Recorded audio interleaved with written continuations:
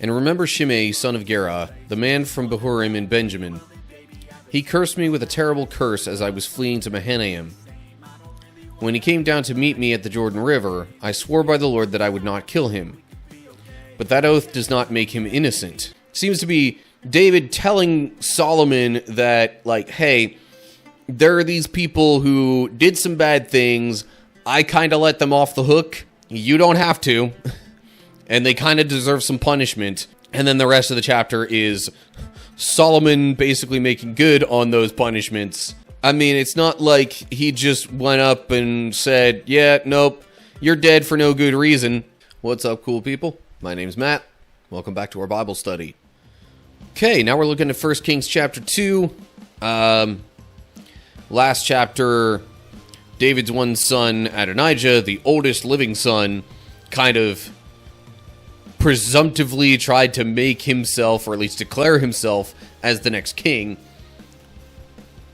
Some people close to David hear about it, go to David and say, hey, you didn't approve of this, did you? You said before you wanted Solomon as king. And then stuff happens to officially make Solomon the next king. And that's kind of where we're at now for this chapter. So, here we go, 1 Kings chapter 2. As the time of King David's death approached, he gave this charge to his son Solomon. I am going where everyone on earth must someday go. Take courage and be a man. Observe the requirements of the Lord your God, and follow all his ways. Keep the decrees, commands, regulations, and laws written in the law of Moses, so that you will be successful in all you do and wherever you go. If you do this, then the Lord will keep the promise he made to me. He told me, if your descendants live as they should, and follow me faithfully with all their heart and soul, one of them will always sit on the throne of Israel. So he's kind of passing along the knowledge of that covenant to Solomon as the next king, saying that, like, hey, God made this promise that, you know, if we follow the rules like we should and do what God wants, then our descendants will continue to rule in Israel. But it does depend on us doing what we're supposed to. And that covenant was made with David back right after the whole thing with Bathsheba and getting Uriah killed. God was like, okay, look, this son from this particular moment that is coming from you and Bathsheba, kind of a sign of this infidelity, that son's gonna die, but you yourself, like, it's not gonna extend beyond that. You if you do what you're supposed to, you'll have something even better than just this son, is kind of what happened then. So anyway, David's just kind of passing this along to Solomon. Then we get to verse 5. And there was something else. You know what Joab, son of Zeruiah, did to me when he murdered my 2 army commanders, Abner, son of Ner, and Amasa, son of Jether. He pretended that it was an act of war, but it was done in a time of peace, staining his belt and sandals with innocent blood. Do with him what you think is best, but don't let him grow old and go to his grave in peace. Okay, so yeah, the thing with Abner definitely was, like, there was some suspicion because Abner previously disliked David, but he was trying to defect to David's side. Joab didn't trust him or didn't like the idea, so killed Abner in that moment. And maybe kind of a similar thing with Amasa. Like, they weren't opposed to each other in that moment. So the moments when Joab killed these men, it was like, why? They're on our side right now. So, I guess David's trying to tell Solomon, hey, look, in some way or another, there should be some consequences for this. David had previously stated that he felt like there wasn't much that he could do about it. Whether or not he actually could. So, maybe now that there's a change of kings, not as much of a bond going on there, possibly waning support for Joab, maybe that's more feasible now, I don't know. Note there at done in a time of peace could be read as he murdered them during a time of peace as revenge for deaths they had caused in time of war. Yeah, okay, that's kind of what it meant there. It's just worded a little bit differently to probably make the translation a little more accurate to the original grammar of the text that it was derived from. But yeah, it was like, okay, they had at one point been enemies, but when Joab murdered them, they were on our side. Note there at innocent blood, as in some Greek and Old Latin manuscripts, Hebrew reads, with the blood of war. It's kind of acting like it's war when it's not. Last note here, Hebrew says, don't let his white head go down to Sheol in peace. Rather than to his grave in peace, basically.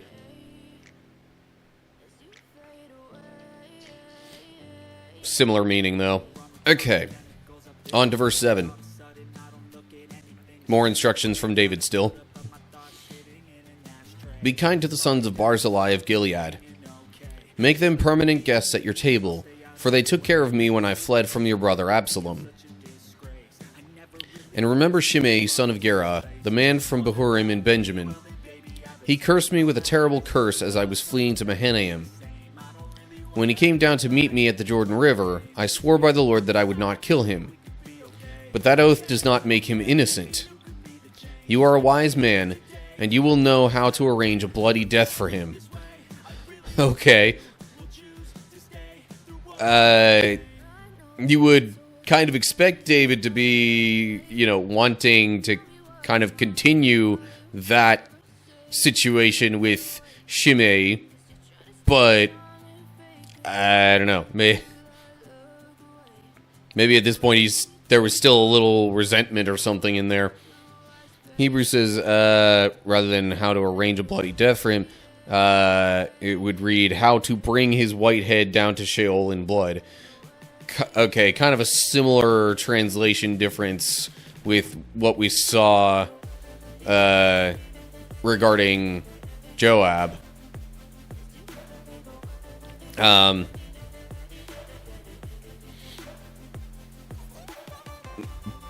David is also kind of leaving these things up to Solomon.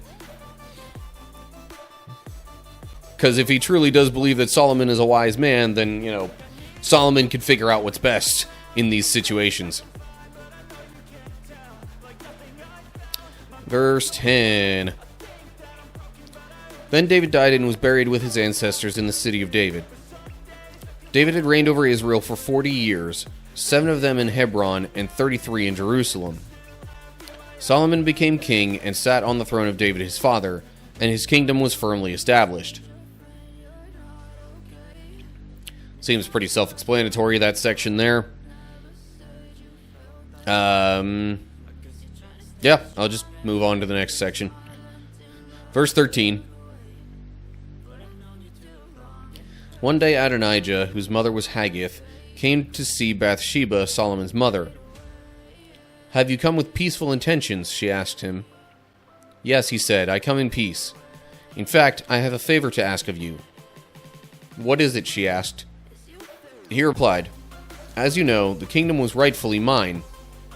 all Israel wanted me to be the next king. But the tables were turned, and the kingdom went to my brother instead, for that is the way the Lord wanted it. So now I have just one favor to ask of you. Please don't turn me down." "What is it?" she asked. He replied, "Speak to King Solomon on my behalf, for I know he will do anything you request. Ask him to let me marry Abishag, the girl from Shunem." "All right," Bathsheba replied, "I will speak to the king for you." Okay, so Haggith was the one that had been taking care of David in his old age, kind of being almost like a nurse maid sort of person for him. So I guess now it makes even more sense why the whole thing with Haggith was brought up in the previous chapter, just kind of inserting that in its approximate rightful spot within the sequence of events. Now it's maybe a little more significant.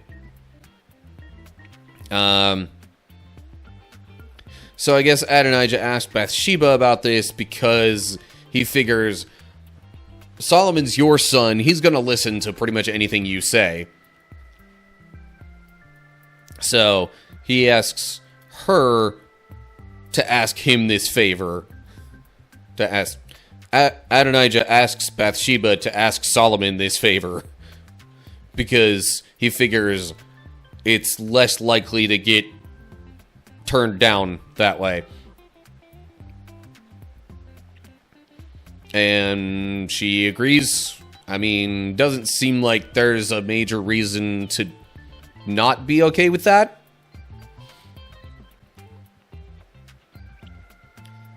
I mean, it's not like David and Abishag had been married or anything. She was just sort of a caretaker for him. Okay. Verse 19. So Bathsheba went to King Solomon to speak on Adonijah's behalf. The king rose from his throne to meet her, and he bowed down before her. When he sat down on his throne again, the king ordered that a throne be brought for his mother, and she sat at his right hand. "I have one small request to make of you," she said. "I hope you won't turn me down." "What is it, my mother?" he asked. "You know I won't refuse you." "Then let your brother Adonijah marry Abishag, the girl from Shunem," she replied. "How can you possibly ask me to give Abishag to Adonijah?" King Solomon demanded. "You might as well ask me to give him the kingdom. You know that he is my older brother, and that he has Abiathar the priest and Joab son of Zeruiah on his side." Then King Solomon made a vow before the Lord. "May God strike me and even kill me if Adonijah has not sealed his fate with this request. The Lord has confirmed me and placed me on the throne of my father David. He has established my dynasty as he promised. So as surely as the Lord lives, Adonijah will die this very day." So King Solomon ordered Benaiah son of Jehoiada to execute him, and Adonijah was put to death. So, in a way, I don't know, maybe Bathsheba didn't see anything wrong with this, but in a way it could be seen as Adonijah trying to take something else from Solomon that was previously David's, in a way, because Abishag was kind of David's caretaker, and Adonijah already sort of had, as it mentioned here, he already kind of had Joab and Abiathar on his side. Adonijah did. Those were two significant men who, served David And now Solomon's like, okay, really? He's asking for even more? No, this is getting out of hand. I'm going to shut this down before it becomes a major problem. And so that seems to me like that's Solomon's thinking in this whole situation. And I mean, it was pretty clear before that Adonijah didn't really like Solomon, and maybe kind of vice versa. So yeah, Solomon's response is to have Adonijah put to death over what, without other context, might seem like a somewhat innocent request.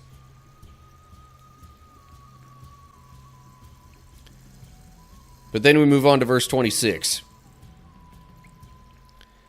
Then the king said to Abiathar the priest, "Go back to your home in Anathoth. You deserve to die, but I will not kill you now, because you carried the ark of the sovereign Lord for David my father, and you shared all his hardships." So Solomon deposed Abiathar from his position as priest of the Lord, thereby fulfilling the prophecy the Lord had given at Shiloh concerning the descendants of Eli. Hadn't even thought about that going all the way back to Eli, who was priest even before Samuel, who then was kind of like the last judge of Israel before there were any kings. But I mean, that line of priests, I guess, had still continued a bit. So yeah, Abiathar, perhaps in part for supporting Adonijah instead of Solomon, was, to put it bluntly, he was fired from his position. Verse 28 now. Joab had not joined Absalom's earlier rebellion, but he had joined Adonijah's rebellion. So when Joab heard about Adonijah's death, he ran to the sacred tent of the Lord and grabbed onto the horns of the altar. When this was reported to King Solomon, he sent Benaiah son of Jehoiada to execute him. Benaiah went to the sacred tent of the Lord and said to Joab, "The king orders you to come out." But Joab answered, "No, I will die here." So Benaiah returned to the king and told him what Joab had said.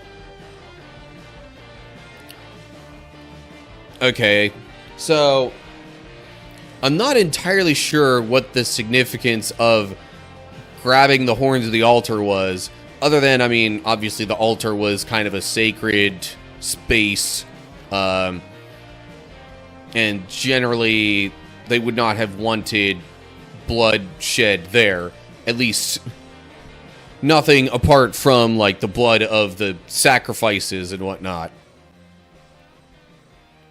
But because Joab had supported Adonijah, he was kind of doing this as a way to maybe get out of being killed for that. Solomon sends Benaiah to go kill him. They have this exchange. You know, Benaiah, not wanting to spill his blood on the altar, presumably, says that Joab should come out, but Joab's like, nope, if you're going to kill me, do it here, and I guess make it, I don't know, make my blood be spilled here. There could have been some other significance to that as well, as, like, could be Joab sort of presenting himself as an offering, or him wanting to, like, try and, you know, get the Lord's anger stirred up against Solomon or his officials or whatever for spilling his blood on the altar. Either way, we'll see how it progresses from there after Benaiah reported that exchange to Solomon, and yeah, now we get Solomon's response in verse 31. "Do as he said," the king replied. "Kill him there beside the altar and bury him. This will remove the guilt of Joab's senseless murders from me and from my father's family. The Lord will repay him for the murders of the two men who were more righteous and better than he. For my father knew nothing about the deaths of Abner son of Ner, commander of the army of Israel, and of Amasa son of Jether, commander of the army of Judah. May their blood be on Joab and his descendants forever, and may the Lord grant peace forever to David, his descendants, his dynasty, and his throne." So this is Solomon's way of making Joab pay the penalty for the men he killed previously that David had mentioned he killed in an unrighteous manner. Note that the Lord will repay him. Hebrews says, will return his blood on his own head. Similar meaning, though. Basically saying, hey, the blood that he spilled and that he's guilty of, this will be the Lord's repayment, or this will be, the Lord's punishment, sort of turning that back around on him. If he thinks he can escape this by, appealing to the Lord at the altar or whatever, that this will be seen as God's judgment upon him for those actions. Okay, verse 34. So Benaiah, son of Jehoiada, returned to the sacred tent and killed Joab, and he was buried at his home in the wilderness. Then the king appointed Benaiah to command the army in place of Joab, and he installed Zadok the priest to take the place of Abiathar. The king then sent for Shimei and told him, "Build a house here in Jerusalem and live there, but don't step outside the city to go anywhere else. On the day you so much as cross the Kidron Valley, you will surely die, and your blood will be on your own head." Shimei replied, "Your sentence is fair. I will do whatever my lord the king commands." So Shimei lived in Jerusalem for a long time. But 3 years later, 2 of Shimei's slaves ran away to King Achish, son of Maacah of Gath. When Shimei learned where they were, he saddled his donkey and went to Gath to search for them. When he found them, he brought them back to Jerusalem. Solomon heard that Shimei had left Jerusalem and had gone to Gath and returned. So the king sent for Shimei and demanded, "Didn't I make you swear by the Lord and warn you not to go anywhere else, or you would surely die?" And you replied, "The sentence is fair, I will do as you say." Then why haven't you kept your oath to the Lord and obeyed my command? Okay, gonna pause there for a sec. So Shimei was the guy that had, cursed David as he was fleeing from Absalom's rebellion, but had tried to, make nice with David after that was all resolved. He had also been mentioned, I think, early on in this chapter by David as one that Solomon could, find some sort of way of punishing and bringing that back around on him.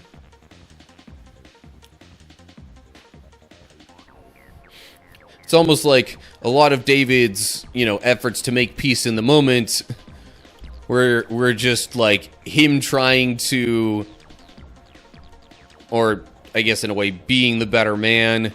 But David kind of was like, all right, well, I made these agreements, but I'm about to die. When that happens, all bets are off.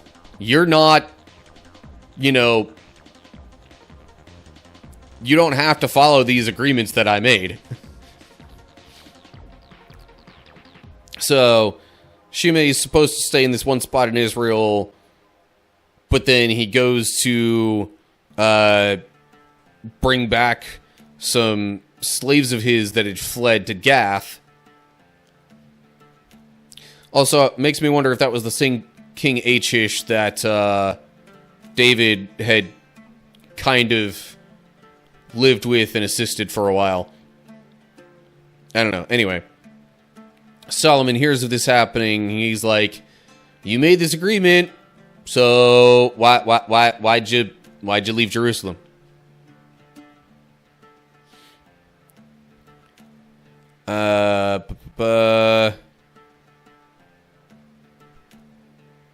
Okay, so we're at verse 44 now. King also said to Shimei, "You certainly remember all the wicked things you did to my father David. May the Lord now bring that evil on your own head. But may I, King Solomon, receive the Lord's blessings, and may one of David's descendants always sit on this throne in the presence of the Lord." Then at the king's command, Benaiah son of Jehoiada took Shimei outside and killed him. So the kingdom was now firmly in Solomon's grasp. Or grip, whatever. Similar thing. So, pretty much this whole chapter seems to be Solomon... seems to be David telling Solomon that, like, hey, there are these people who did some bad things. I kind of let them off the hook. But you don't have to. And they kind of deserve some punishment. And then the rest of the chapter is Solomon basically making good on those punishments. And, you know, the situations surrounding those that, I mean, really, you kind of can't fault Solomon for doing things this way. I mean, it's not like he just went up and said, "Yeah, nope, you're dead for no good reason." In all of these, it's like, well, here's these things from the past that you did. I am now just bringing about the rightful consequences. So yeah, there's 1 Kings chapter 2 for you. Okay, so it seems like even though David himself might have sort of forgiven people for things that they did, he still recognized that those things were wrong and were worthy of some punishment or payback or something like that. So then Solomon, now that he's king and isn't beholden to the agreements that David made with these people, kind of executes that judgment. But, like, within reason. Like, he made sure that there were, you know, actual good reasons and circumstances himself. Like, that it wasn't just, all right, well, my dad says you gotta die, so off you go. It was more like there were other circumstances that happened with Solomon as king to then kind of set up the situation where he's like, okay, I think I'm all right with executing judgment on these men now. Also, like, some of the potential threats to his throne kind of got eliminated through all of this. So, those are some of Solomon's early actions as king. We'll see what else he does later on. As always, like and share if you enjoyed the video. Subscribe to the channel if you're on YouTube to get easy access to new videos when I post them. If you're wanting other ways to keep up with my content, look down in the description. Also, if you're looking for ways to interact between videos or help support what I'm doing here, got Discord server as well as supporter page links down in that description as well. And down below all that, leave comments with any thoughts you have. So that's going to do it for now. Hope you're all doing well. Hopefully I'll see you soon for another video. But whatever the case is, till next time, Stay cool, people.